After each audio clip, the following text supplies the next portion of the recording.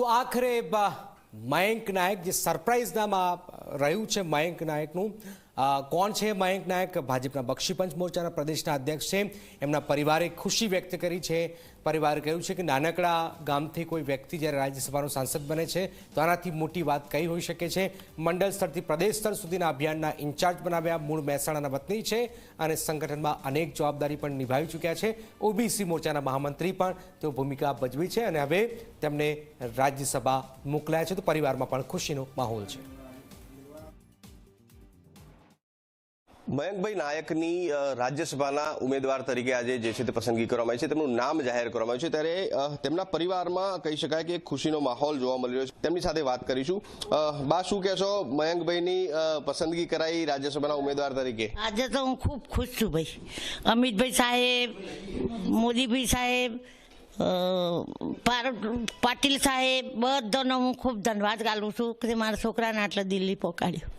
મને બહુ અરગ છે ભાઈ, મને બોલી શકતી નથી એટલો અરગ છે. બહુ સંઘર્ષ કર્યો છે અને હજી કર્યા જશે ને. હું તો કહું છું એથી આગળ જજે અને સારો કામ કરજે. બહુ સંઘર્ષમય રહી ભાઈ. એને તો જેટલું કર્યું એટલું થોડું છે. અમારા બધાને ઊંચો લાવવા માટે એને બહુ મોટા ભાઈ ભણતા હતા. અમારે એક પગાર એમાં બધાનો ન થાય એને આ કર્યું. જીતુભાઈ બધા સંઘર્ષ કરીને આગળ આવ્યા છે.